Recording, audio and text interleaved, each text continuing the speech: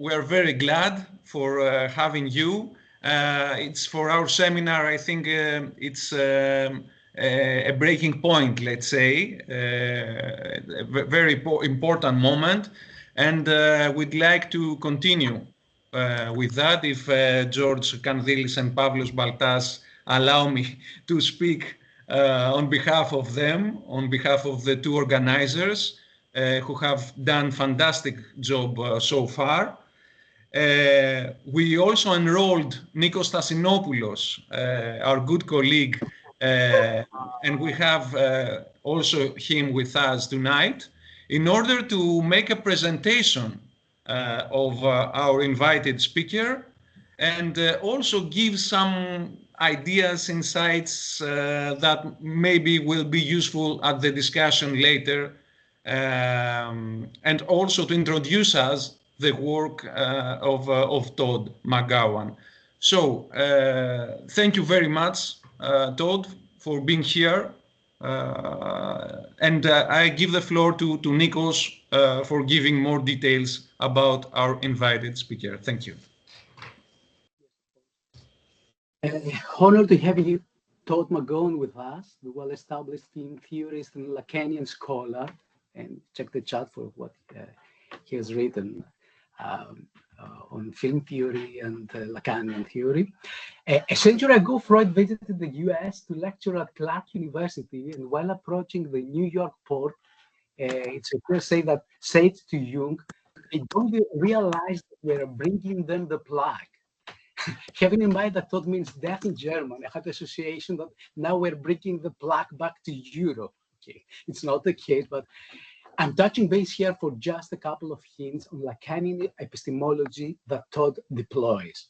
Our first station is, as I mentioned before, ideology in truth in the Lacanian Todd McGowan's theory. Firstly, we have a late modern update of the outdated ideology definition as a false consciousness, that the subjects will change just gaining some knowledge. The new formula is they know very well what they are doing, but they carry on doing it. Lacanians suggest a crucial adjustment on that. They know what they're doing, but in their activity, in their doing, not in their thinking. There's also the Althusserrian definition of ideology, currently out of circulation. For Althusser, you get caught in ideology when you fully recognize yourself in its interpellation, when you subjectivize its demands and become one with them. While for Lacanians, the only spot they really encounter you is in the spot when you are adopting yourself, where you are a problem for yourself. That's St. Augustine. The subject, which is not the privatizing subject in a neoliberal individualism, is the solution and not the problem. For Althusser, ideology is the imaginary relationship of the subjects with their real conditions of existence. The researcher of ideology addresses our imaginary relations to them. For Lacanians, on the other hand, ideology is not an escape for reality, but reality itself is a way of escaping a social traumatic kernel, the real. The real is a specific spot in social reality when social reality is inconsistent by a fundamental internal antagonism. Ideology turns internal systemic contradictions to external oppositions of, let's say, eternal enemies. On top of the above, for Todd McGowan, ideology is a narrative that justifies and legitimizes our own lack as subjects. It makes us believe that our lack has a reason. Ideology makes us put the blame on someone or something that make us burdened and feel unfulfilled and not complete. Πολύ άβολο το επισκεπτήριο 2,5-3,5 λέει το Ελλάδη θα κανονίσει έτσι ή αυτό τώρα δεν έχει φάει τίποτα. Συγγνώμη το μικρόφωνο σου. Κάποιος έχει παρέμβει. It uses fantasy to do that. Not every use of fantasy is ideological, but ideology needs fantasy for support and lets subjects be engaged and feel free using it. In capitalism, you need the lot of fantasy. That is your chance now, so you can let yourself responsibly gamble. Τζογάρε τι πέθυνο.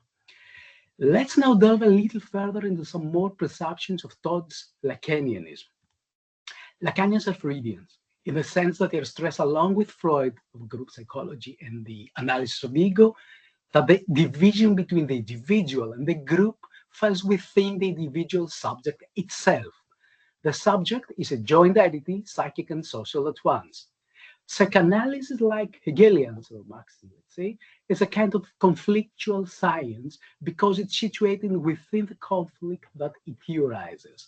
The criterion of scientific objectivity is not a supposed neutrality, the perpetuation of the given conditions of antagonism, just because it strikes us as self-evident. The criterion of objectivity in Lacanians is rather the capacity of theory to validly occupy a singular point of view within the situation. Objectivity is the capacity of being impartial, partisan, but not particularistic. When dealing with a conflictual reality, some positions dissimulate society's fundamental contradiction and some reveal it. For Lacanians, the unconscious is the indicator of a problem, of an antagonism, and not simply its hidden truth.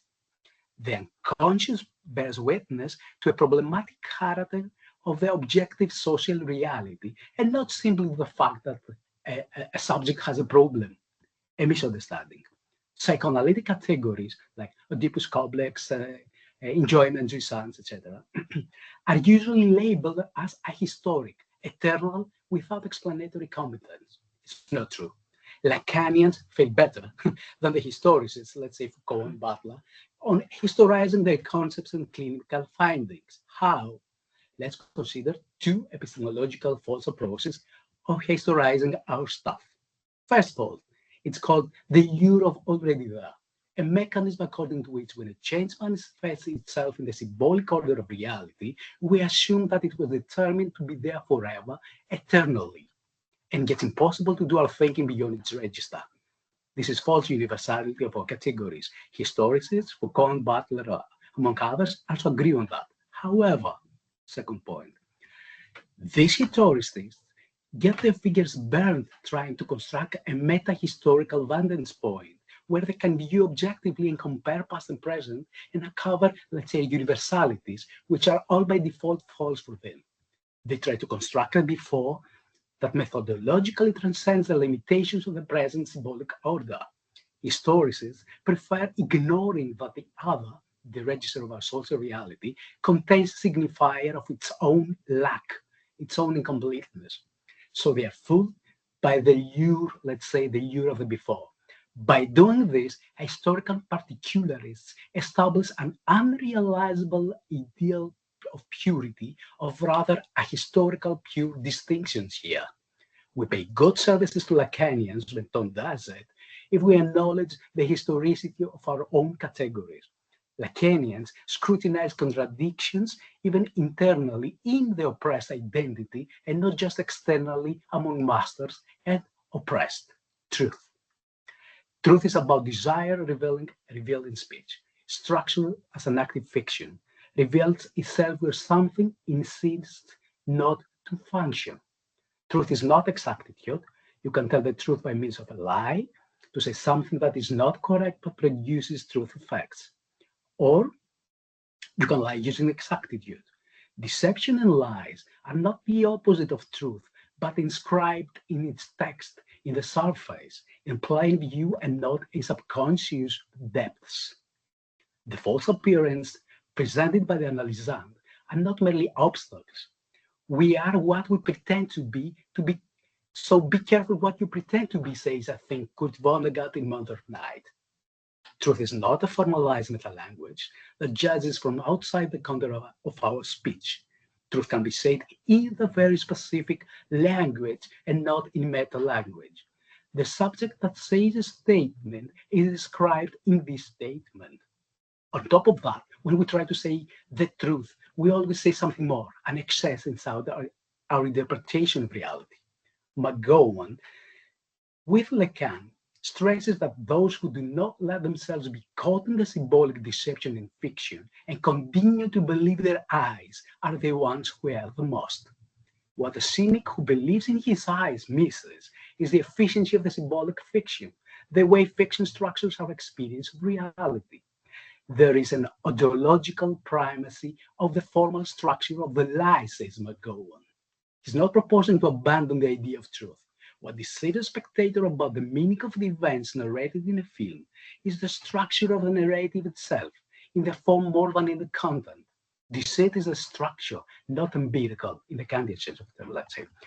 For McGowan, I think along with Lacan, the researching subject does not proceed from ignorance to knowledge. The beginning point is not a blank tabula rasa, but an initial error. Like Christopher Nolan in his film Memento, it's a book of McGowan, proposes that it's only through immersing oneself in the deception that one arrives at the truth. To remove oneself from the deception will cause one to miss the truth altogether. In our research, we have to scrutinize how the ideological subject or the spectator of the film narratively invests in the idea of truth. But the lie also points to the truth that it hides. There is truth, but one arrives at it only by passing through the lie and investing oneself in the fiction.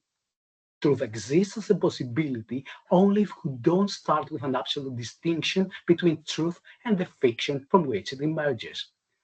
That's where the historicist version of truth has problems. By creating a radical separation between truth and lie, between fiction and reality, they establish an unrealizable idea of purity, of pure truth. A theme of perspectivism emerges in our deployment of truth here. Is the truth about a given configuration a part of this configuration too, or is it something that can be posited or formulated only from the outside this configuration? Nietzsche's motto that there's no truth, there are only perspectives, while it implies that truth is inside the situation it refers, is not enough for Lacanians. Not because it's too subjectivistic and relativistic, but on the contrary, because it preassumes that there is a final, solid truth, the truth that there is no truth. This Nietzschean historicist stance of skeptical truth pretends to exist outside life by trying to constitute a metatheoretical level point of view on life, formulated as if from the outside, from the world to which it refers. It's a self-refuting stance against its own particularism. The crucial question for Lacanians, and I think McGowan, maybe it's a red flag for McGowan here, is there a concept of perspectivity that can enable us to break out of the particularistic closet of our perspective without forcing us to adopt a disengaged, relativistic, or dogmatic stance? For McGowan, what structurally escapes every single perspective are not just empirical aspects of the thing that remain until now uncovered in the dark, but the way in which we, as subjects, are inscribed in the thing we are observing. What escapes us is something that has to fall out in order that our perspective to be possible in the first place, an inner edge in the middle of life in social conditions, via slips of tongue, raptures, between the lines, symptoms, crisis of reality, all these are places of this truth. Lacanians, and here's a red flag maybe for McGowan, are trying to address within history one perspective that one could call the perspective of truth. Not one already positive perspective that would be more true than the others. This still implies that we have some external measure of truth with which to compare particular perspectival truths. On the contrary, the question is much more radical. Can one conceive of truth as a singular perspective within a given situation that no subject could claim to be her own and belongs to nobody? And although there could be an intrinsic link between this singular perspective and the constitution and every subject belonging to this situation. The Lacanian, historically informed view says yes, it can be done.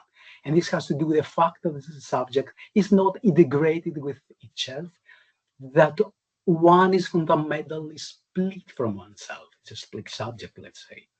For McGowan, the point of my view, my empirical conscious perspective, and the point of view of the gaze, that is the point of my unconscious desire spotted within a film I'm viewing, do not coincide.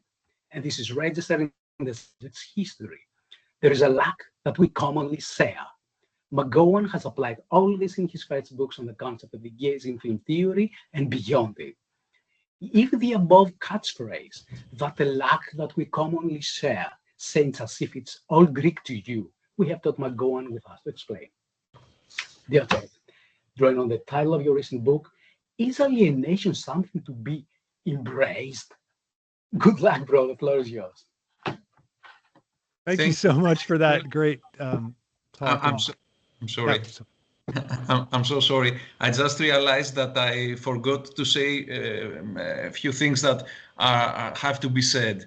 Nikos, thank you very much for making this link. Thank you very much for introducing some key concepts of Todd McGowan's work, and also for making this link with today's speaker. This is very, very good for the seminar. Todd, the floor is yours. We have plenty of time, almost 45 minutes for your speech, and then we have almost half an hour for discussion. Thank you very much. Thanks a lot, and thanks, Nikos, for that great what you said. That was amazing. I thought it perfectly kind of led into what I'm going to say, and I am going to talk about this sort of some of the ideas that I flesh out in the book, Embracing Alienation, and the title of my talk is just Subjectivity and Identity.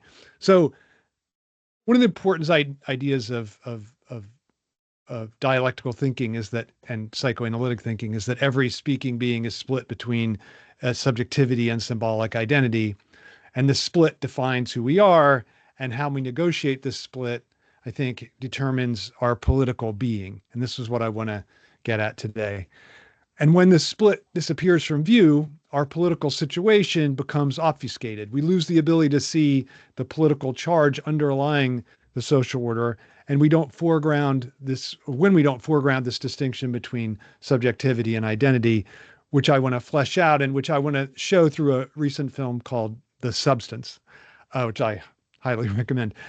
So subjectivity resides in the distance that one has from oneself. It's the inability that one has to be oneself, to be identical to a name or a position, or even identical to a self-image.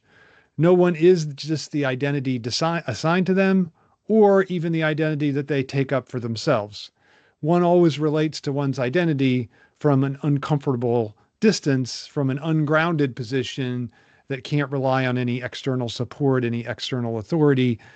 And this uprootedness of subjectivity, I want to argue, is what gives it its implicit radicality. The subject never fits in the social order because it doesn't fit in with itself. It's always alienated both from itself and from the social order and from its identity that it has in that order.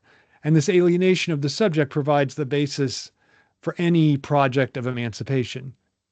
Or you might say, we can act politically because we don't fit where we are, no matter how vigorously we strive to do so.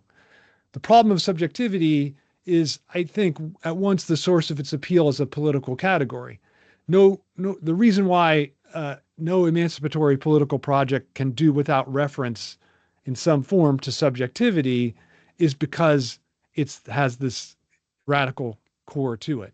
So it's impossible to nail the subject down, to attach it to a place where it belongs. And I think a lot of the previous critiques of the subject in the latter half of the 20th century had this conception of subjectivity as reducible in some way to identity. But I think if you think about this necessary disjunction between them, or dislocation between subjectivity and identity, then the valence of subjectivity turns around 180 degrees. And it's what gives us the ability to act against societal imperatives that bombard us, and even, I think, against biological influence that traverse the subject. So the subject is not a prisoner of its conditions, but can always act otherwise. And I think this is why Louis Althusser's theory of ideology pretty dramatically misses the mark. So according to Althusser, all ideology hails or interpolates concrete individuals as concrete subjects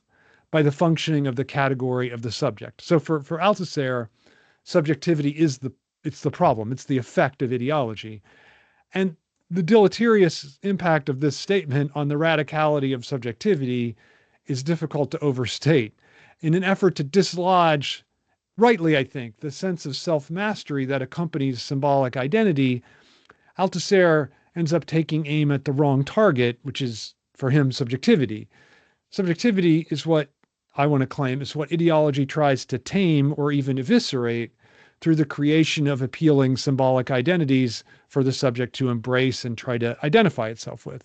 So subjectivity is not the product of ideology, but precisely what ideology constantly pits itself against. So the subject is an ideological problem because it doesn't fit within the social order or the ideological construct. And the aim of ideology is to convince subjects that they do belong to their social order, that they do have a place where they fit, they do have an identity that suits them perfectly. But the problem is that this aim never comes off with complete success. And the fundamental status of the subject is precisely its non-belonging.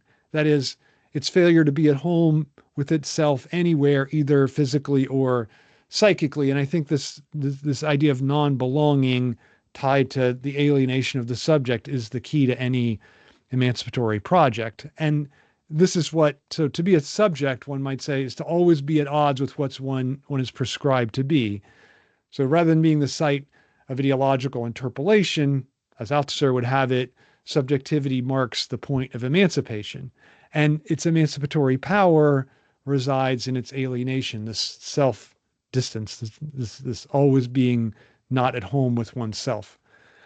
Although there's a universality of alienation that connects all subjects together, I want to claim, every subject is nonetheless singular in its alienated status. So I think there's a tie between singularity and alienation, like how you're alienated is what gives you your singularity. So singularity resides in the specific form of failure to be what one is. So you fail in a specific way to be any kind of identity, and that's what makes you singular as a subject. And this singularity doesn't stem, I think this is very important, it doesn't stem from any positive characteristics that the subject has. So not its personality, its specific look, or even any of its idiosyncratic tics, a tic that you think, oh, only this one person has this tic. No, that even the tic can be mocked or imitated. If you've seen like Dana Carvey doing George Bush Sr., he gets all the tics right. And so there's a way in which all those positive characteristics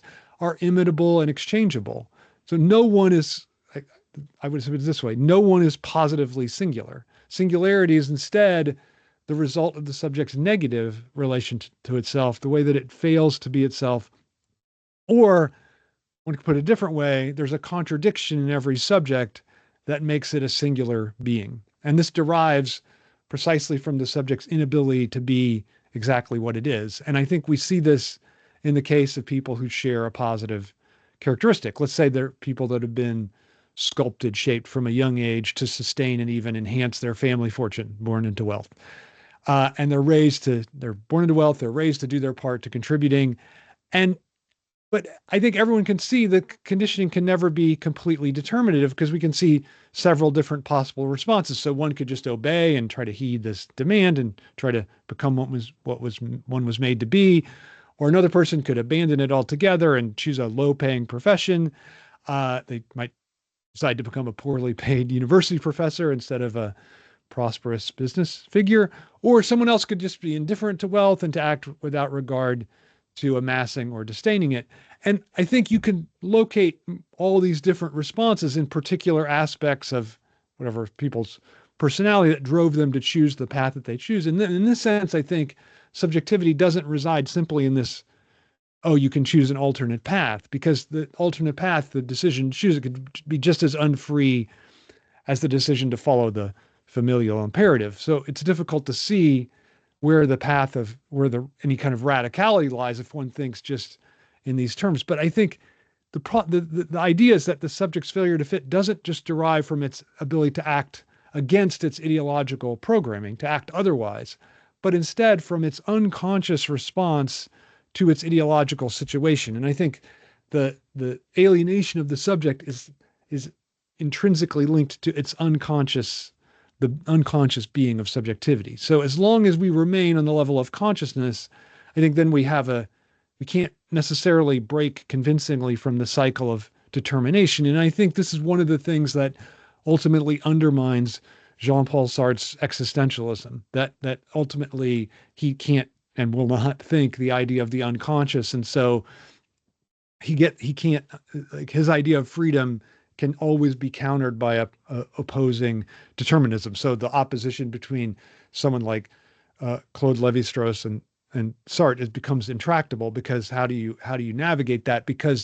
Precisely because Sartre can't found the idea of freedom or subjectivity on its unconscious dimension. So the conscious choice, even when it involves a rejection or inversion of some kind of ideological demand, can't abandon the terrain that the demand lays down. So our conscious response is always on the given terrain, and thus in a certain sense conditioned or maybe even determined. So the demand conditions all the possible conscious responses to it and precludes any radical response on the level of consciousness. So one might say that consciousness is manipulable in this way because it operates according to interest. So although I might consciously assume an indifferent attitude to some kind of social imperative, I do so in order to follow my own interests consciously. So my interest lies, say, in rejecting this pursuit of wealth because I value intellectual inquiry and developing solid friendships instead of the accumulation of capital. But as long as I follow my interest, I'm not breaking from the logic of the demand of the other, this control that the ideology has over me. So what's interesting, I think, is if we think about it in terms of the unconscious, not only is such a break possible, but it's actually unavoidable, because my unconscious response to any societal imperative always evinces my singularity as a subject. And I think that's something that even Freud himself doesn't fully have a sense of, because he thinks of the unconscious as the site of complete determination.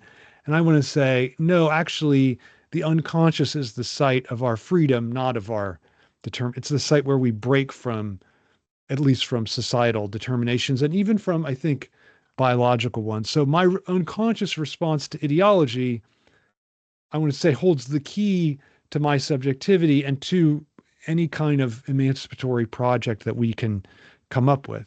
The difficulty with the subject's singularity is that it doesn't derive from the subject's conscious relation to ourselves. So our conscious designs necessarily follow a script given to us by the social structure, the social authority. So some kind of other makes demands on us, dictates a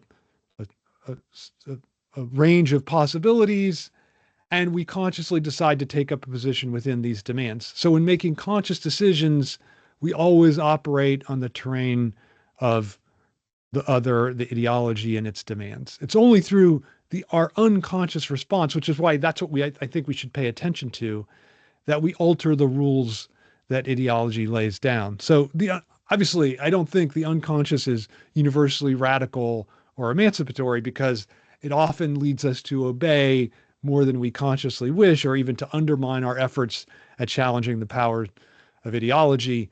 But the form of the unconscious, this is what I'm interested in. The fact that it is structured around loss rather than interest, the fact that it constantly challenges and topples the good, I think that's what gives it its emancipatory potential, a potential that we lose, I think, when we don't center our political projects around our alienated subjectivity. So subjectivity is inherently alienated. It's inherently difficult to bear, which is one reason I think that political projects tend to turn away from it. It constantly confronts us with the absence of any mastery and with the lack of any stable foundation. As a result, we turn to symbolic identities to provide respite for the subject's alienation. So there's a sense of stability and security to symbolic identity because it always operates with some symbolic authority backing it, some social authority giving it a pseudo quasi foundation. The other's recognition, in other words, underlies every symbolic identity that I might take up. So it's always this dependent upon the other. And this recognition is precisely what makes symbolic identity attractive and what gives me the sense that I've achieved validation in the eyes of the other when I have this symbolic identity. But I want to say that it's precisely this validation from the other that renders symbolic identity necessarily conformist. Adhering to one's symbolic identity at the expense of one's subjectivity cuts into the subject's freedom. And as a symbolic identity, one follows the dictates of the other and bases one's actions on the foundation, on the foundation of the other, rather than acting without a foundation for what one does, which I think is necessarily, that's what is emancipatory, this acting without a foundation. So we don't experience symbolic identity as if it represents adherence to the dictates of the other, which is why it's so deceptive and also alluring for the subject. So I know, for instance, someone else gave me my name, but I use it so often to refer to myself that I begin to experience it as my own. I cease to associate it with the other that has named me and think this is just me. This is who I am. And this deception, I think, is even more extreme when it comes to profession or career or job even.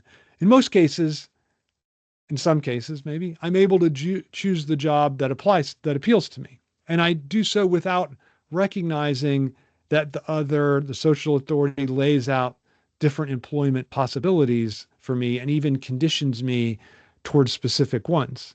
In the case of my ethnic or national symbolic identity, the power of the other over that is very clear, I think. And yet I still experience this identity as inherent to who I am. I still feel myself as American or whatever.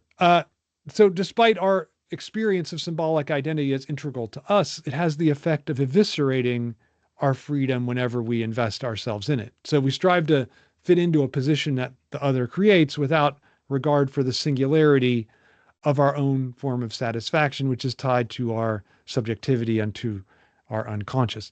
We end up abandoning the question of subjectivity for the ready-made answer of various forms of symbolic identity. And in the process, we lose touch with who we are as subjects. And or one might say, we betray the problem that animates us.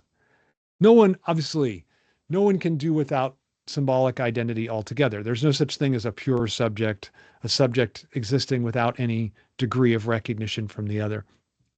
Although it's misleading, symbolic identity does provide the basis for our social orientation. And without any investment in symbolic identity, we'd have no sense of even how to walk down the street or talk to our neighbors.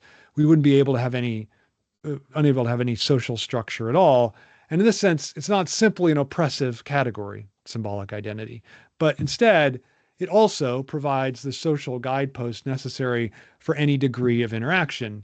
But the problem is that our investment in it has a deleterious effect on our status as free subjects and on our political situation, our political being. And I think the first step toward the politicization of the subject is discovering the split between subjectivity and symbolic identity, that I am not any of the symbolic identities that I occupy. All political being, it's my argument, derives from subjectivity, not from symbolic identity, which is the force that tries to keep us in a social place and provide the illusion that there's a foundation beneath everything that we do within the symbolic order. And grasping the necessity of symbolic identity must go hand in hand with challenging the investment in it. So we see, okay, it is necessary, but at the same time, it has to be challenged. And the theoretical task, I think, to do this is to make evident the split between the subject and its identity. So one of the most important efforts that political theorists make is their insistence that no one is reducible to their symbolic identity. And we can see this in political thinkers of many different stripes. They try to accomplish this in different ways and with different formulations. So one might think on behalf of the feminist struggle, Simone de Beauvoir separates female subjects from the symbolic identity of women. And I think this is the sense of her famous claim, one is not born, but rather becomes woman. No biological, psychic, or economic destiny defines the figure that the human female takes on in society. It is civilization as a whole that elaborates this intermediary product between the male and the eunuch that is called feminine. So her point is, okay, there's subjectivity, the subjectivity of women, and then there's the symbolic identity of femininity. And she's trying to say, let's see the divide between that. And that's a political intervention step. By drawing attention to the social process that generates femininity as a symbolic identity, Beauvoir, again, is trying to draw attention to this split and to demonstrate that these symbolic accoutrements of femininity don't have a necessary hold over us. And this is what makes her intervention political in the feminist struggle. And I think we can see a similar thing in the fight against racism. So rather than champion Blackness as a source of symbolic identity that should have equal standing with whiteness, which we see a lot of the time, I think, Karen and Barbara Fields, in their great book, Racecraft, claim that race as a source of symbolic identity is the product of the racist act. And this is, maybe it's obvious, but I think it's you can see the parallel between what they're saying and Simone de Beauvoir is saying. And I think it often gets, and this is their point, it often gets forgotten that it's the racist act that produces racism, it's not the fact that we have race that creates racism. So to invest oneself wholly in the symbolic identity of a race is to succumb, they want to argue, to the racist structure, even if one's trying to fight it. So the invocation of racial difference obscures the subjectivity involved in the racist act, which is what we should be focused on. So it's hiding identity. It's hiding this racist act that's behind every racial identity. And this is what occurs, they think, whenever anyone speaks about race without talking about racism. So their point is, anytime you mention race, you have to mention racism, which is the thing that's causing it to appear as race. So this is what they say. Race appears as a neutral description of reality because of the racism evasion, that is talking about race instead of racism, through which immoral acts of discrimination disappear and then reappear camouflaged as the victim's alleged difference. That is, that difference in some way is what produces racism. So identity is rooted in racial difference. Emerges for them only against the backdrop of the racist act. So in invocations of racial identity participate, according to the Field sisters, in this racism evasion, an evasion that hides the political act, this act of subjectivity, lurking behind the identity claim. And they write their book, Racecraft, to bring this evasion to light and emphasize the distinction between the politics of the subject and the ideological assurances of symbolic identity. So when we lose track of the split, we also lose track of our political being. And at the same time, we derail this emancipatory project of universal freedom and equality. Universality has its basis in alienated subjectivity. So what we have in common with all other subjects is not our shared humanity, but our shared alienation, which is why this idea of fail better is such an appealing one, I think. So our ability to be, it's what we have in common is our inability to be what we are. So our failure of being self-identical. As subjects, we have this universal connection with all other subjects. And this universality appears through our collective distance from whatever identity might be imposed upon us. So you can see a kind of struggle between symbolic identity and subjectivity is mirrored by a struggle between universality and particularity. So universality is what is tied to our singularity, but symbolic identity is always conformist. So even when we experience identity as our own, something we've sculpted for ourselves, its dependence on symbolic recognition is what ties it to the other. That's why an identity can never have an emancipatory function. And the search for an identity that fully corresponds to who we are is an attempt to cure alienation and overcome universality. And this is why all identitarian projects exhibit a horror of universality. They want to stick to a certain kind of particularity and don't want to give themselves over to the universal, because the universal gives the lie to the identity and undermines its pretensions to completion because it's tied to the necessary alienation of the subject. And this is what identity is constantly obscuring by making the subject appear equal to its identity, by blurring this distinction between subject and identity. So while the subject is out of joint with itself, identity creates the appearance of self-coincidence, even if it's one of an identity of, say, permanent flux or whatever. So it's only by recognizing the identity as a failure that we remain within the question of subjectivity, which is the terrain of the universal. And to do so, I think, is to make a home out of this constitutive alienation of subjectivity, to embrace being out of place as the only possible relationship to one's particular community. So one's always disjoint to that community. But doing so, I think, requires being comfortable with being uncomfortable, if I can put it that way. Only by accomplishing this can we sustain the universal problem of subjectivity without rushing toward a solution that will always make matters worse. And I want to turn to a little film that shows this, I think, really well. Coralie Forgeat's The Substance, which was just released within the month.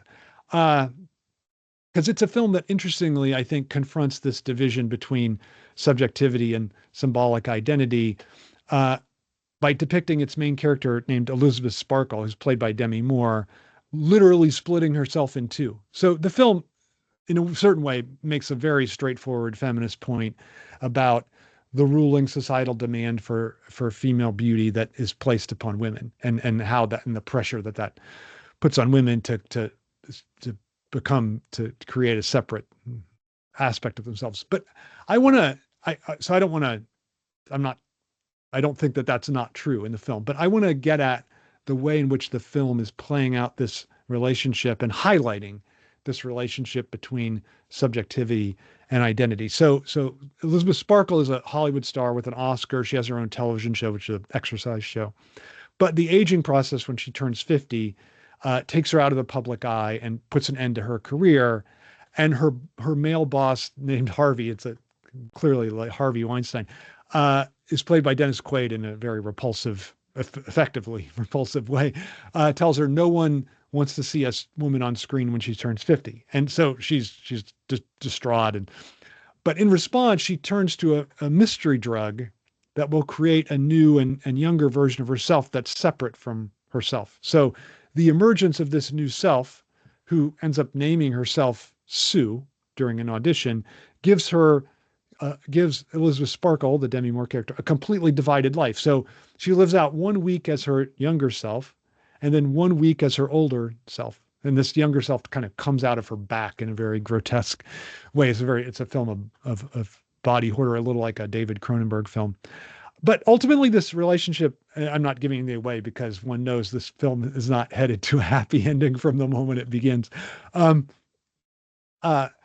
Ultimately, the arrangement breaks down, and it ends up turning Elizabeth Sparkle into a monstrous-looking figure that struggles to her death on top of her star on Hollywood Boulevard, which is actually where the opening shot of the film takes place as well. So Forgeat makes clear that the beauty ideal linked to the symbolic identity of femininity, especially that of the star, ends up destroying the subjectivity of the woman invested in it. So in addition to this clear feminism, I think lies an equally powerful claim about the relationship between subjectivity and symbolic identity. And I really like how the film is absolutely highlighting this separation. And I think that's the political charge of the film, that this is a claim, obviously, it doesn't just hold for women, but for all subjects, that the film shows the more we invest ourselves in symbolic identity, this younger version of herself that becomes a star, the more we destroy our subjectivity. And investment in the former involves the evisceration of the latter. So Elizabeth Sparkle learns about the substance that she'll use to transform herself after a traffic accident sends her to the hospital. And I think the conditions of this accident are themselves pretty interesting. So she's driving home after she's lost her television show job. And while driving, she looks up at workers taking down a billboard with her face on it. And the image falls to the ground. Then a car crashes violently into her because she's distracted. Maybe she's run a red light or something. We don't know.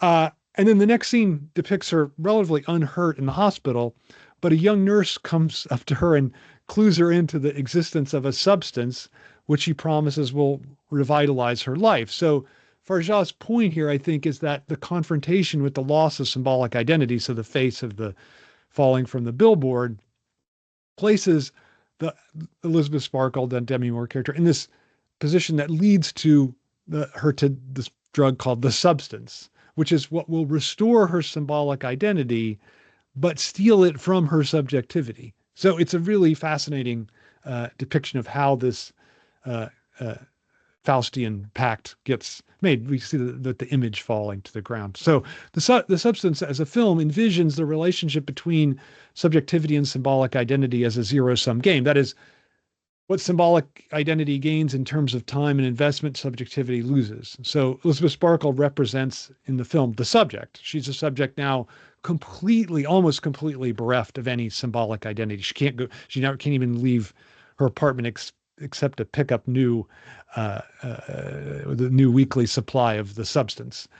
While her alter ego, her other self, her symbolic identity, Sue, is really nothing but a symbolic identity. So she enjoys the accolades of everyone she encounters, and everyone loves her. She's a famous star almost immediately. She has sex with young, attractive men, and she experiences almost no disapprobation. The one moment when she comes to the set to find it abandoned, so she comes to go to work to do her show, and she fears, oh, I've lost the others' recognition. But then it turns out she's actually become an even bigger star and got in a better show, and everything's fine.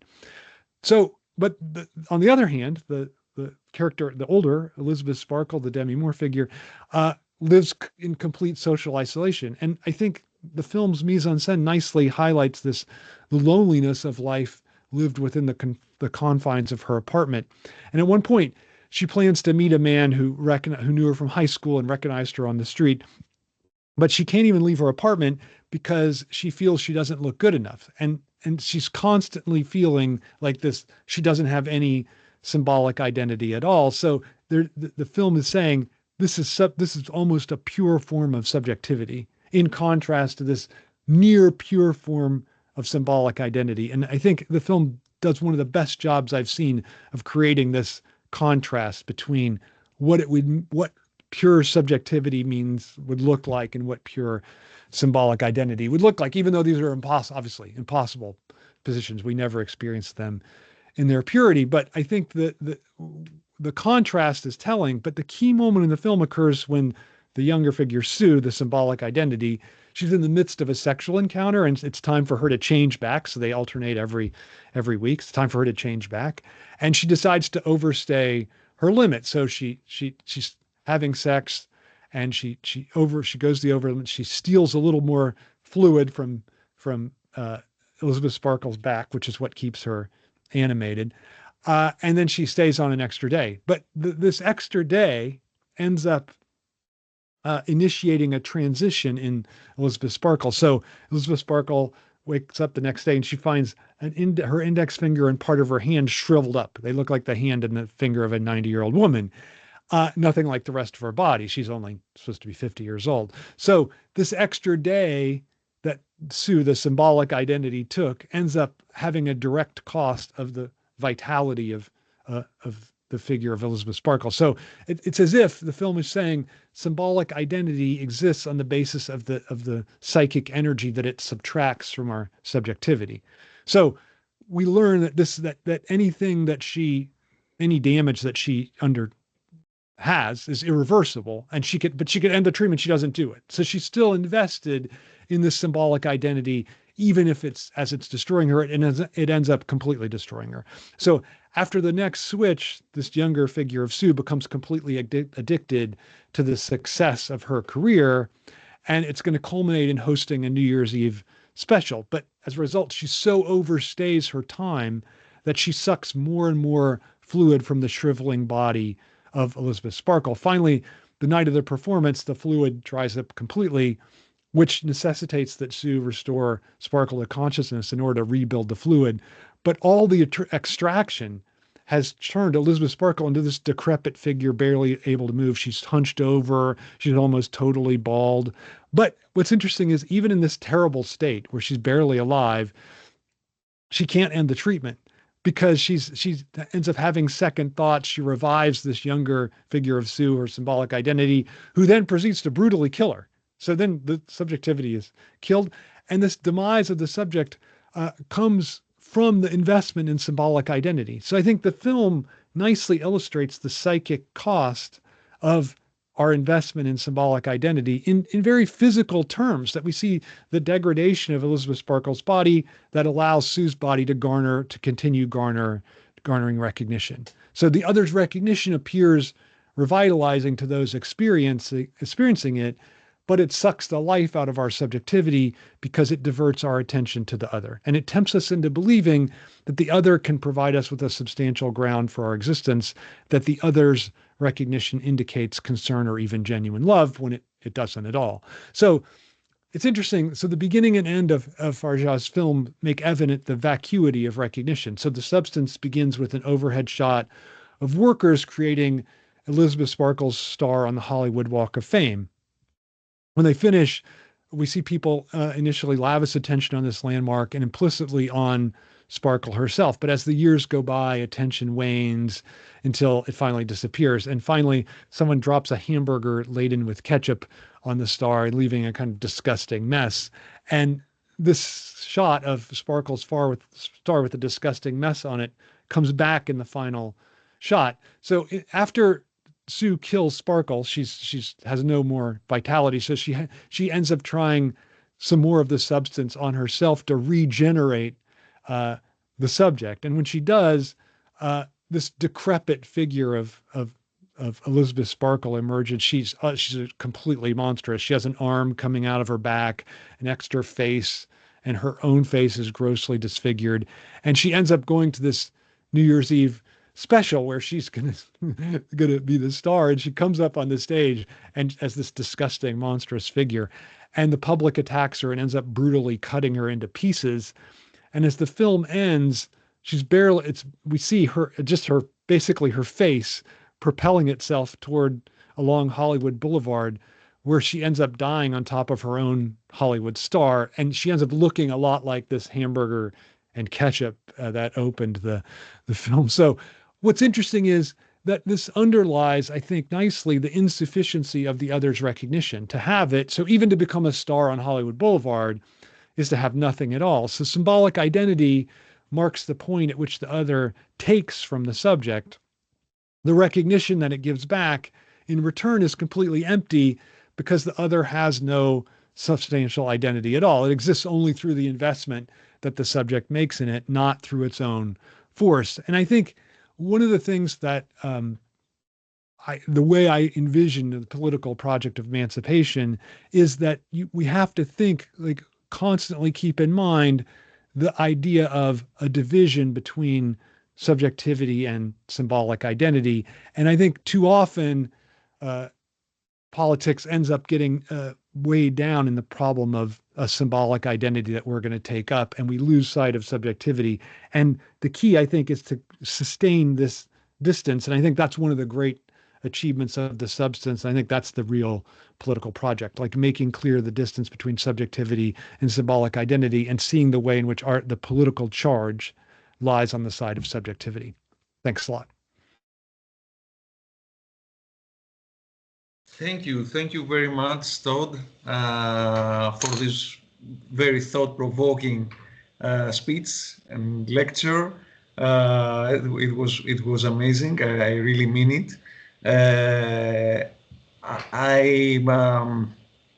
I will take advantage of my role as a coordinator. Sure. Yeah. We have plenty of time in order to discuss, and thank you very much, Todd, also for giving us time to reflect on these thoughts. For some of us, maybe we are familiar with concepts like subjectivity and identity, but even so, your elaboration on the issue of subjectivity and alienation that actually constitutes the subject, and we have to embrace that fact, not to deny it, not to neglect it or oppress it, if I think it right. Sure. It's the key. It's the key for any emancipatory politics. And I had also the privilege to read your book after Nikos suggested it to me. So it was also a wonderful reading. I enjoyed very much. So I will straightforwardly go to my questions that appeared after reading the book and after your presentation. I couldn't agree more that alienation constitutes the subject, as you said. This radical dislocation of the subject is part and parcel of subjectivity. It cannot be otherwise. Because we fail to assume a full identity, we are in need of identifications all the time. We cannot say, okay, I will stop identifying. I will stop claiming an identity. It's not an option. But it's an option what to do with this, your need, with this desperate need to invest in identities, in symbolic identity. I totally agree with that.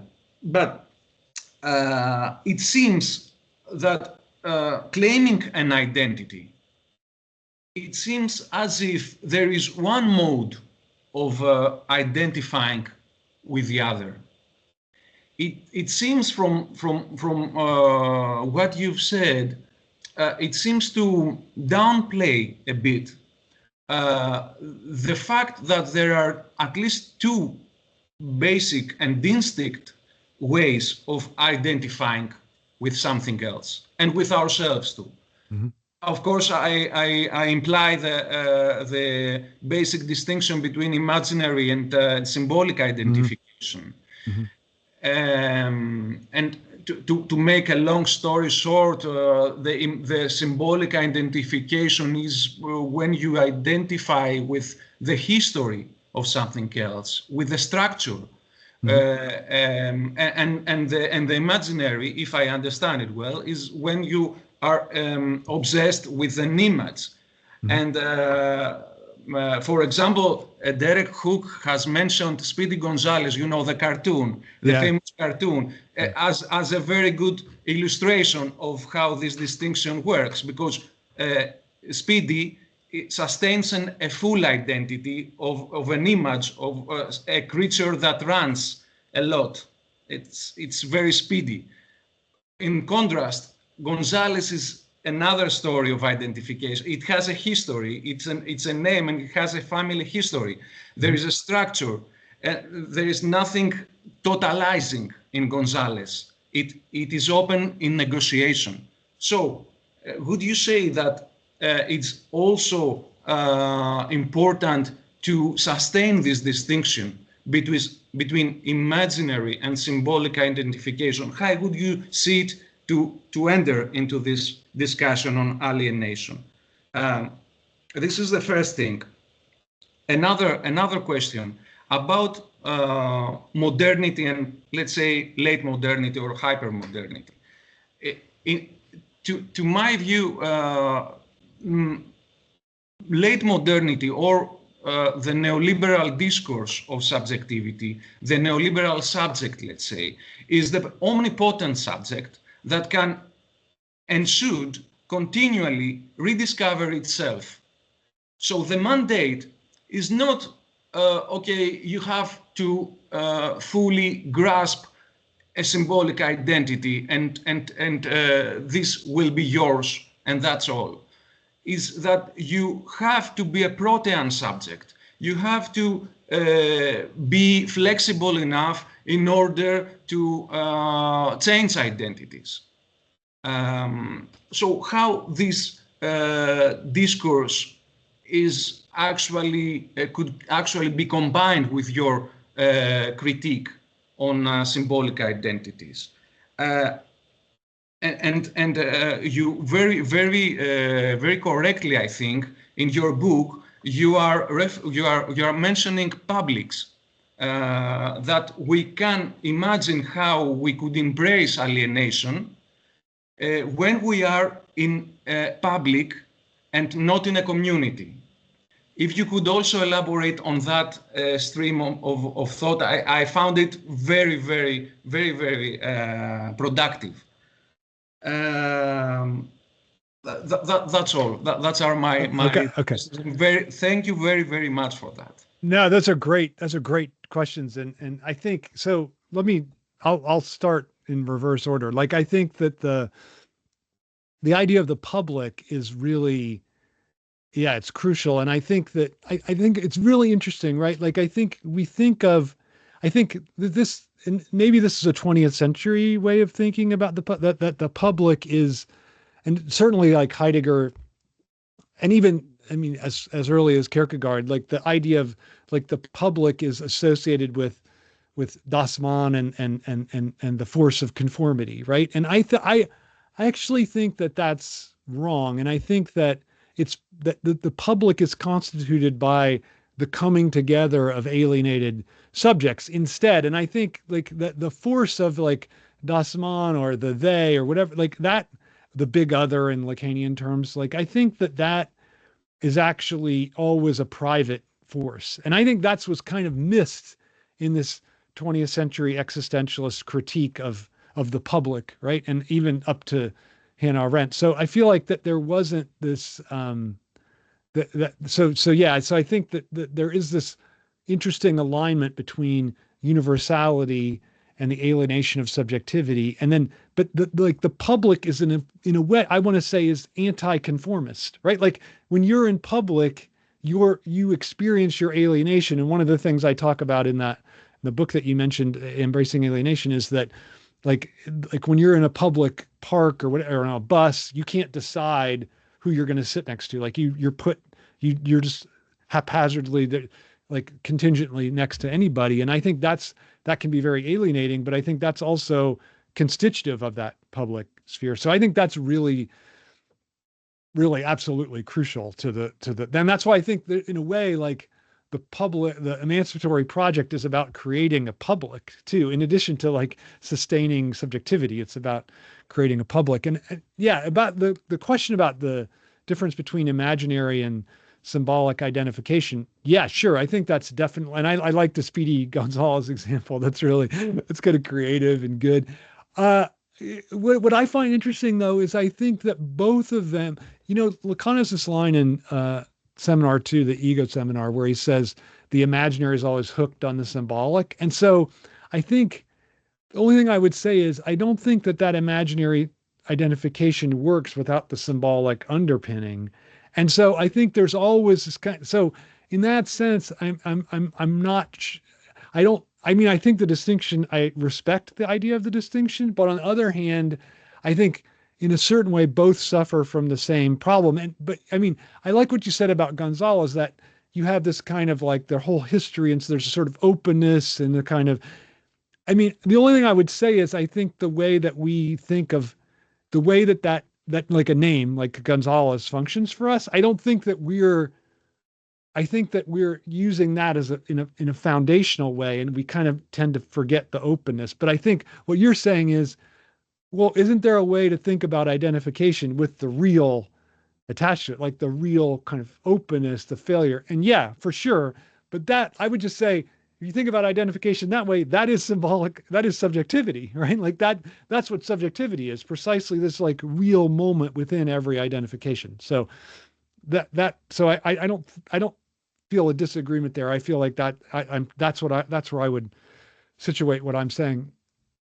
The most interesting thing you said to me, I mean, all were great, but I really like this protean self idea, and like, oh, well, wait a minute. So isn't, like, one could say, like, isn't our society now already doing kind of what I'm saying? Because you're taught to like give up symbolic identity whenever you want. You can be one symbolic identity today and another one tomorrow. You can create your own gender. You can do all these. So, okay. But the point is, like, you're still, I think it's interesting, because I think the situation is even more exacerbated than it was in the era of the organization man, right? Like, it's because the more you feel like you have control over that symbolic identity, the more it doesn't feel like an oppressive symbolic identity, and the more you betray your subjectivity for that symbolic identity. So I feel like the protean nature gives us the illusion that it's coming from us, when it's still, the possibilities are still already always dictated by the other. So I think that to me is really interesting, but I think it's a symptom of the way in which the problem has gotten worse, not better, if that makes sense. Yeah, totally. Yeah. Thank you very much. So now, yes, I will give the floor to Nikos for his first question, and then everybody else that would like to join in commenting or asking a question, please raise your hand. Thank you. Thank you. Yes, Nikos. Yes, talk. It is very thought-provoking also. I just wanted to ask you, Todd. It's a question that we have elaborated before, maybe 1 year before. It seems that you are developing a kind of universality of laws, a universality of alienation, a universality of lack. In distinction to, and you play your game in the, let's say, in the terrain of the desire. In distinction to your to this kind of thinking, maybe are the Zizekians, Lacanian of the Zizek strand and Zupančič and the others, that mostly they seem to do not like just to talk about the universality of lack. They are speaking something about universality is in the antagonism itself. They are talking about the logic of the drive. Maybe they find this it's too.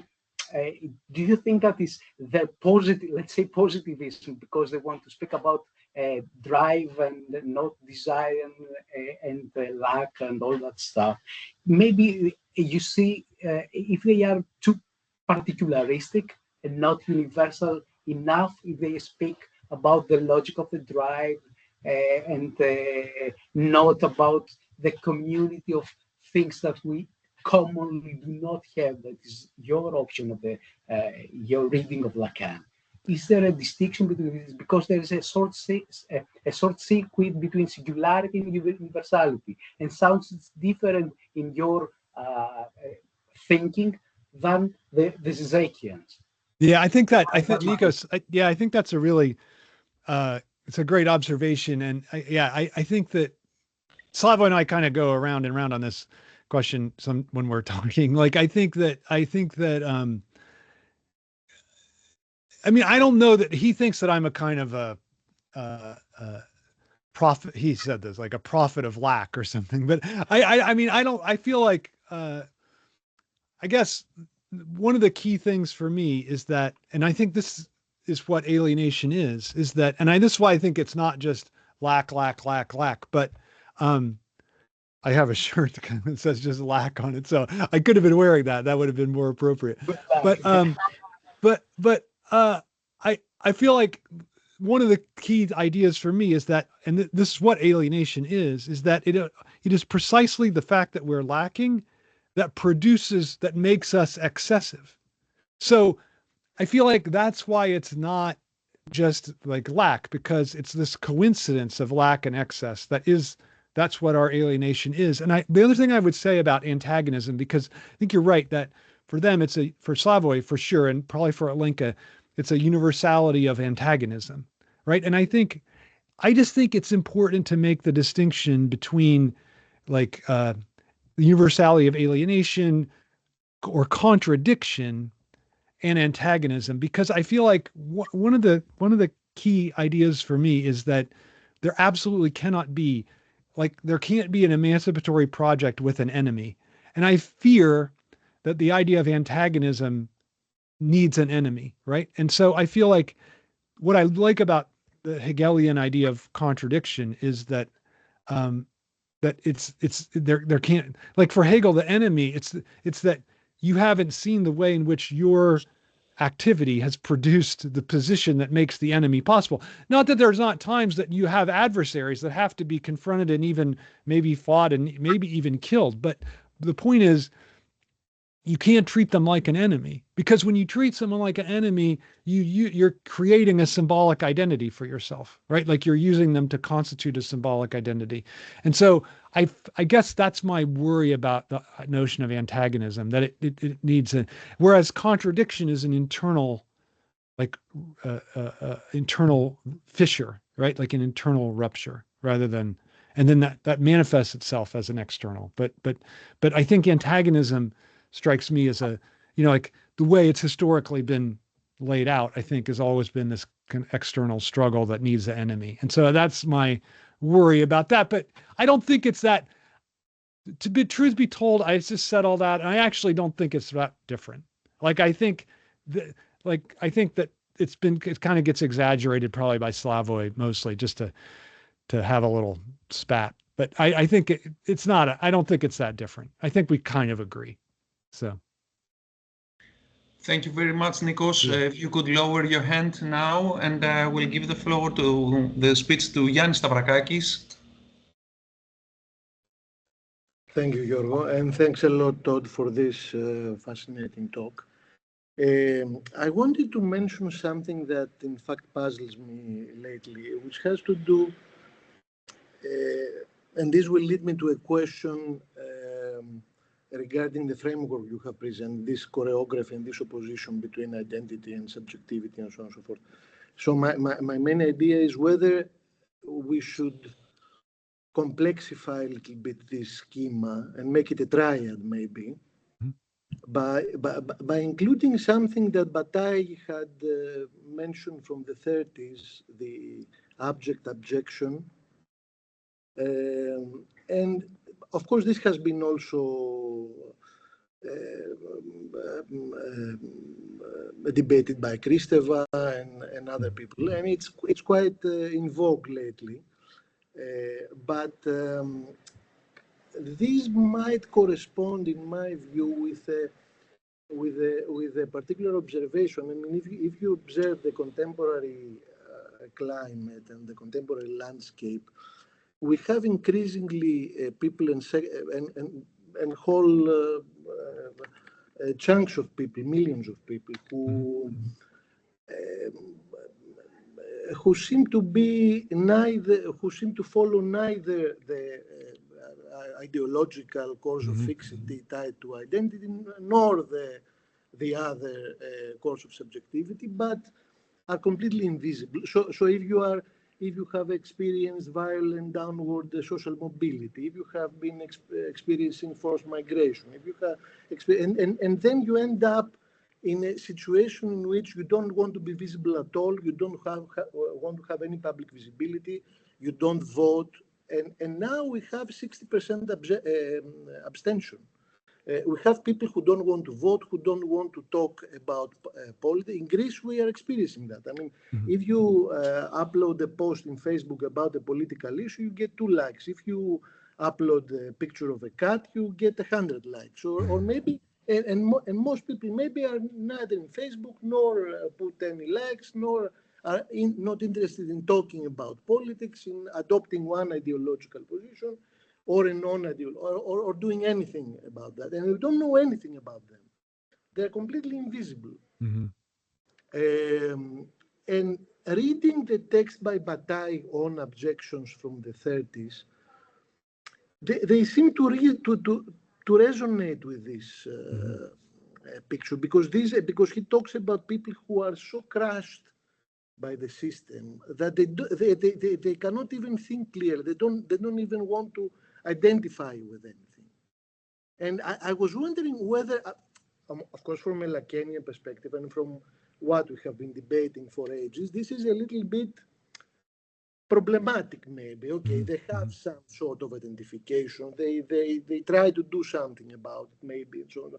But I was wondering whether increasingly this contemporary climate requires that we conceptualize somehow this condition of objection, that somebody is entering this twilight zone. And I would like to have your opinion about that. Yeah, I mean, you kind of anticipated what I'm going to say. I think, I think that I do appreciate the reference to Bataille, and I think Bataille there's a lot of fecundity there.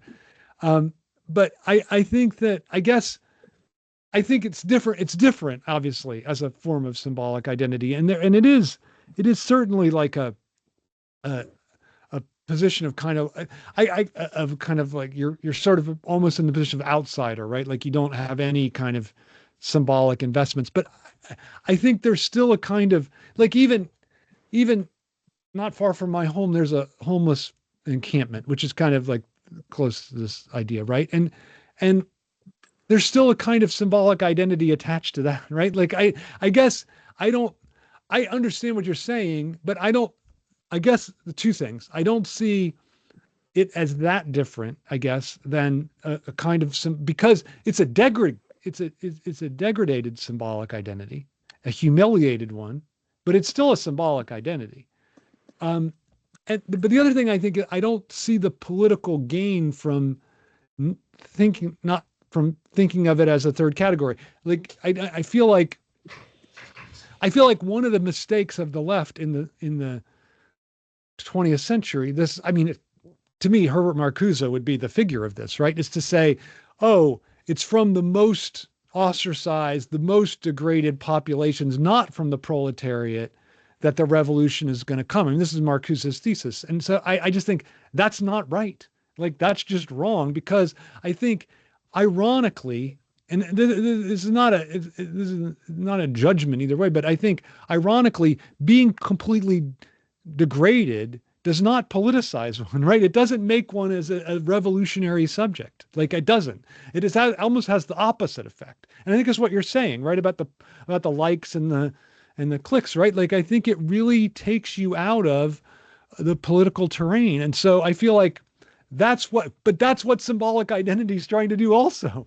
Like, that's what every symbolic identity is trying to do. It's trying to depoliticize you as a subject. That's the whole point. So I guess, let me just one more little hobby horse. Like, I feel like there's a little danger of like Agambenizing those people, right? Like, for Agamben, like the Muselmänner in the camps are like the model of contemporary identity, and they're stripped of any subjectivity or any identity altogether, and they've become bare life. I just think I think for a speaking subject, one is never in the situation of bare life. I just think that's a complete misreading, misinterpretation of the situation. And I feel that's the danger of that, adding objection as a third category. But in general, if you write a book on this, I'll be very eager to read it. So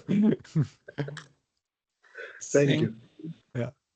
Thank you very much, Giannis. And before I give the speech to any other member of this session that would like to comment something, I would like to make an acknowledgement to Yannis Stavrakakis, who I think that without his work, the Lacanian legacies would be more obscure than they are for us. I mean, the Greek audience, because Yannis has written some really enlightening works on how to piecemeal appropriate some points in Lacanian thought in political theory. So thank you very much on this occasion. Now, George, we also have a question from George Bouchikaris in the chat. A question in the chat that I cannot see. Would you like George to? I can read it. Of course. I can read it. Okay. Yes, but we can read it for everyone else as well. He says, I'll read it out loud to everybody. No, I'll read it. Yeah. Okay. Yeah. Thank you. So, what about the bodily aspects of identity and subjectivity? What is the relationship between identity, subjectivity, and embodiment? Good. I thought someone would ask this. I think the obviously, I think one of the great things about Freud, I think maybe his greatest contribution, is to say that we're not just that we're not like, I think he's the way that he approaches the mind-body problem, I think is really original and unsurpassed. And it's that, so the body is subjected to or put into, collides with a certain symbolic social structure, and that collision then produces, and this is Nikos was making references, produces drives, and like the drive is the result of this collision between bodily impulses and the social symbolic structure. So subject to, in this, and the drive, the drive is unconscious. It is essential to subjectivity. So the body is always on the side of the subject, right? Like, of course, there are ways in which it becomes symbolically situated, but it's not the body in a pure form. The body of the subject as a body is the subject that's been distorted or rendered out of shape by its subjection to the symbolic structure. So I don't think I guess from my perspective, I don't think we can just talk about the body.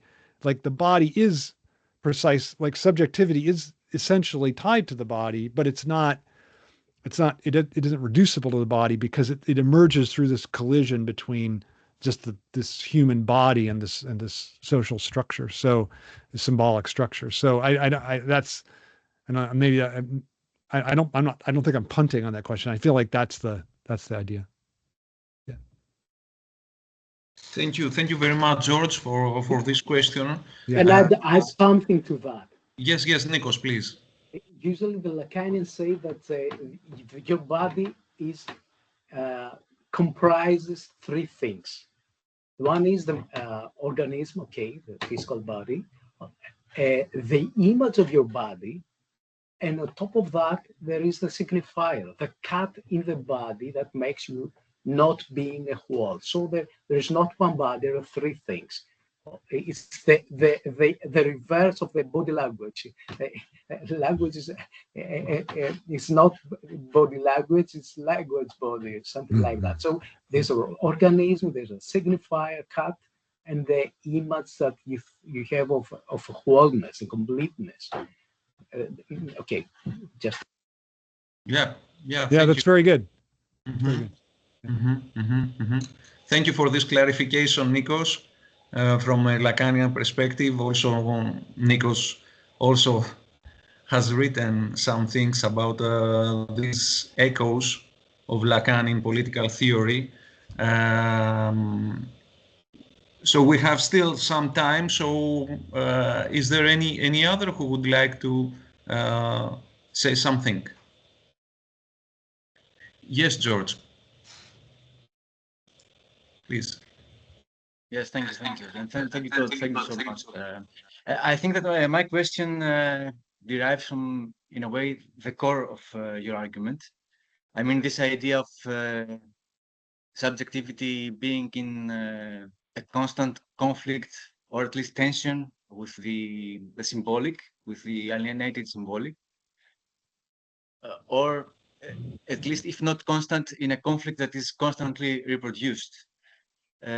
So subjectivity is always in a conflict with what is recognized by others, as you said, let alone by ourselves as an identity. Then again, if not recognized, if subjectivity is not recognized, how can it be shared at all? I mean, how can subjectivity be political? And as you said, the source of politicization, if it cannot be shared? Or to put it differently, how can we think of a form of sharing, I mean, of sharing opinions or values or worldviews, desires, of course, or even sharing contradicting goals and so on, that does not involve recognition? Is there perhaps a form of sharing that is beyond recognition? Yeah, that's exactly what I would say. Exactly what I'd say. Like, I think that what's shared is precisely our alienation, right? Like, that's what's most fundamentally shared between us. And I think that's to me what's universal. And so yeah, I think you're right. Like, of course it has to be able to be shared or else it can't be political.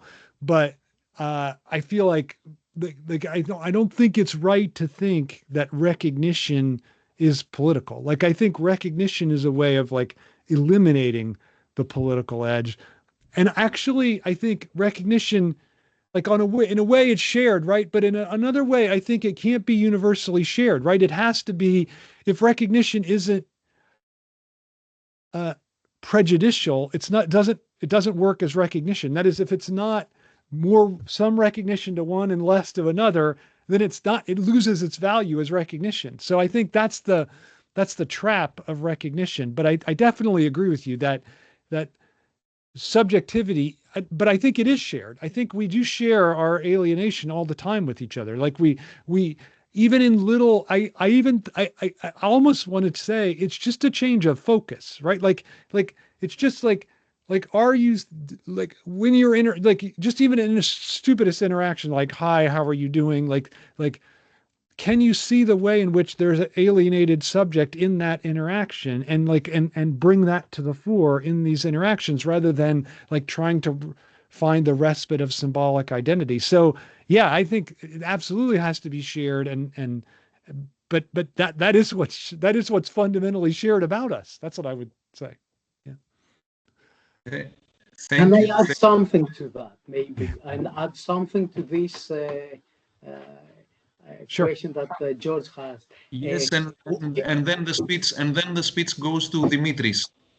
Fine. Just one point, because Lacan does not speak about subjectivity. This is Foucauldian. Lacan speaks about subject. The subject, I encounter you as a subject at this specific spot that you doubt yourself. When yourself is a problem for you, then I encounter you. Not when I have a totalizing image, you are exotic, and I have an image of you and it's complete and closed. Is the spot where you doubt yourself. You are inconsistent with yourself. That's Foucault. That's Lacan and not Foucault. And also, it's nice to have a look on the pathologies of recognition of let's say Axel Honneth and currently of Arto Laitinen and these guys who speak about pathologies in a way that try to include the body within recognition and not speaking about justice on top of the above, to judge the others from above if there is recognition or not, but to check the pathologies of recognition. This is an interesting view on social psychology on this. Arto Laitinen is a guy that's where he's in the line of thought of critical theory and the Axel Honneth. So Lacan says subject and not subjectivity and recognition. It's not enough for him. That's all. Let's stop. Yes, thank you, Nikos. That's right. I also was thinking that recognition presupposes a demand, a claim, a request, but sharing alienation is another way of relating to others, as I can see it. So thank you very much. And now the Dimitris Tsiribas would like to say something. Thank you. Thank you, first of all, for the thought-provoking points. I want to continue this line of arguments and questions. So based on the ideal, not ideal, really, but on the need to sustain the distance between subjectivity and symbolic identity. If we think of those using the dimensions of belief, which is a structural necessity, as you have written about, and the dimension basically of truth, symbolic truth. And if we keep in mind that there is no belief without the symbolic truth, there's no contingency without necessity. I want to ask, so since you mentioned in your speech the dimension of interests, how would this dimension would be reformulated in this constellation? So, and if we think that, if we keep in mind that every truth, every symbolic truth is necessarily a line truth, how could we, if we could, conceive of maybe the notion of a line true interest in this project of political emancipation? Yeah, that's really good. Like, I think that's, I mean, I think you kind of, outlined how it would be conceived, right? Like that we would see the way in which the claim of interest is itself the lie, in the sense that it's the way of avoiding the universality of alienation, right? Like every claim for a kind of interest imagines that I am just reducible to my symbolic identity and that I can pursue my self-interest and that I don't have an unconscious, right? Like I think that's so I think always looking at the claims of interest as suspect and as obscuring this unconscious dimension, I think then allows us to see the way, like, I think this politics of interest always ends up being an anti-politics, right? Like, and so I think like saying that every interest conceals like the truth of the interest is precisely the way in which it's undermining itself, right? Like, I think that's what that to me, that's like the essence of psychoanalysis, right? To show how this thing that seems to be like a pursuit of success is actually obscures a pursuit of a repeated failure, right? And so that, I think, to see the failure in every interest would be how to try to map that out, or to try to work that out. Thank you very much, Dimitris, and thank you very much, Todd, for your answer. And now I will give the floor to you, Yannis Kalaitsis. Very much, Todd, for being here and for the very interesting presentation. I'm going to stay in the same line of argumentation. And I want to ask regarding that notion of shared alienation. Okay, this is the, if we can call it like that, this is the first step of a shared lack of, of a shared substance. What's the next step from that point? I mean, is it going to produce a shared identity or not? And if it is going to produce a shared identity, that identity, is it going to be a different kind of identity than the particular identities of the subjects? No, I don't think it can produce a shared identity. I mean, I think one way to think of it is like, is our political project to find like a new master signifier that would hold us all together? And I just think, no, that's not the political project. Like, instead, the political project is to say, the failure is the thing that holds us together, right? Like, the alienation is the thing that holds us together. The alienation is what's universal. And so so whatever, it doesn't mean that symbolic identity goes away, but it does mean that the symbolic identity has a secondary status to its failure, or to the alienation of subjectivity. So I feel like that wouldn't create a new form of symbolic identity. It would create a situation where what's foregrounded is the failure of symbolic identity. So I don't think it, Walter Benjamin has this great line where he says, the time of the Messiah would be where everything is just as it is, except a little different. And I think that that's kind of like what I'm saying. Like, it's just like, shift this little perspective to the side. And then all of a sudden, like, our investment in capitalist accumulation falls away, like a lot of other things shift if you shift this investment. I think that's what I would say, but I don't think it's a new symbolic identity. No. I think this vision, this critique opens up the possibilities of new political agendas in terms of adjusting the institutions, the modern institutions, to a logic that would enable acknowledging alienation, to embrace the failure of the subject, and not to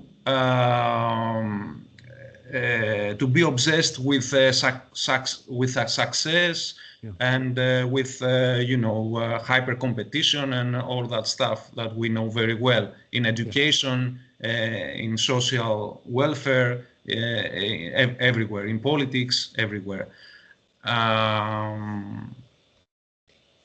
Is there anyone else that would like to make a comment or ask a question?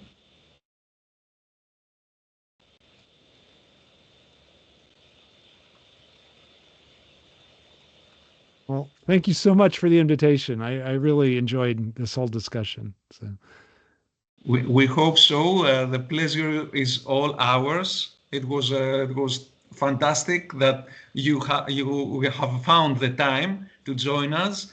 We know how things are.